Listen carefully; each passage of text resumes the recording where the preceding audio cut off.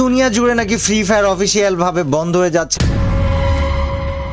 মানে পুরোপুরি ফ্রি ফায়ারের সকল কার্যক্রম বন্ধ হয়ে যাচ্ছে।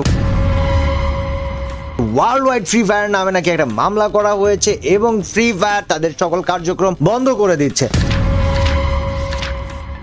আসসালামু আলাইকুম, কি অবস্থা সবাই, কেমন আছেন? আমি ইটস কাব্য আছি আপনাদের সাথে। আর আজকে আপনাদের সাথে কিছু বিশেষ টপিক নিয়ে কথা বলবো, যার মধ্যে হয়তো বা আপনাদের সাথে আমাদের বা আমার শেষ ভিডিওর মাধ্যমে দেখা বা শেষ গেমিং এর দিকে দেখা সাক্ষাতের ব্যাপার থাকতে পারে, যার মধ্যে ফ্রি ফায়ার শেষ হয়ে যাওয়ার ব্যাপার থাকবে এবং ব্যান আনব্যান নিয়ে কিছু কথা থাকবে। সবাই সব জায়গায় অনেক ধরনের ভিডিও দেখেছেন যে টপিকগুলো নিয়ে কথা বলবো, এই টপিকগুলো অনেক জায়গায় শুনেছেন, বাট আমি এই টপিকগুলো সম্বন্ধে বিস্তরভাবে একটু বিচার বিশ্লেষণ করে একটু খোঁজ খবর নিয়ে আপনাদের কাছে কিছু অথেন্টিক নিউজ নিয়ে এসেছি। যেমন প্রথম যে নিউজটা সেটা হচ্ছে যে ফ্রি ফায়ার থেকে পিসি প্লেয়াররা ব্যান হয়ে যাচ্ছে। আসলে ফ্রি ফায়ার থেকে পিসি প্লেয়াররা কি ব্যান হয়ে যাচ্ছে? যদি আমরা অন্য সার্ভারের দিকে তাকাই, যেমন Brazil server, MENA server, Russia server, Vietnam server, Thailand server, যেই সার্ভারে দেখেন না কেন সব সার্ভারেই পিসি প্লেয়ার আর মোবাইল প্লেয়ারদের যে লবি, সেই লবিটা আলাদা করে দিয়েছে এবং এই আলাদাটা আজ থেকে করে নাই, আরো 6 মাস 8 মাস আগে থেকে করেছে।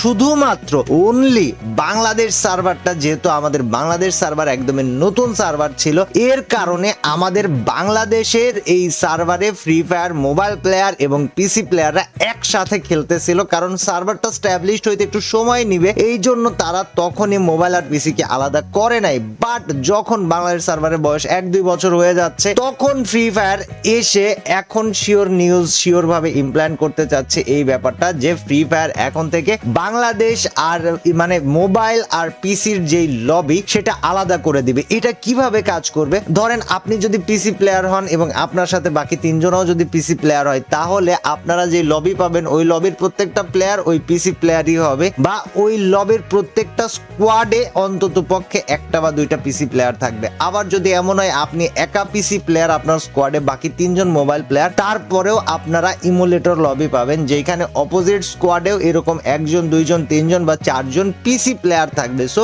মোবাইল আর পিসি যে একেবারে আলাদা হয়ে যাচ্ছে ব্যাপারটা এরকম না। কিন্তু যদি আপনার স্কোয়াডে বা আপনি যদি শুধু মোবাইল প্লেয়ার হন, ম্যাচ স্টার্ট দেন, তাহলে আপনার যে লবি হবে ওই লবিটা হবে 100% মোবাইল প্লেয়ারদের লবি। এতে আমাদের কি ক্ষতি হতে পারে বা এতে ইউটিউবাররা কিভাবে ক্ষতিগ্রস্ত হতে পারে? সেটা হচ্ছে ম্যাক্সিমাম ক্ষেত্রে কি হয় এই ব্যাপারটা, যে ম্যাক্সিমাম ক্ষেত্রে ইউটিউবাররা যারা পিসি প্লেয়ার আছে তারা বাকি মোবাইল প্লেয়ারদের সাথে ম্যাচ খেলতে পারে না। কিন্তু গাইজ, বর্তমান সময় যদি আমরা খেয়াল করে দেখি, বাংলাদেশের প্রত্যেকটা স্কোয়াডেই 1টা 2টা পিসি প্লেয়ার থাকে, 4টায় মোবাইল প্লেয়ার নিয়ে কেউই খেলে না।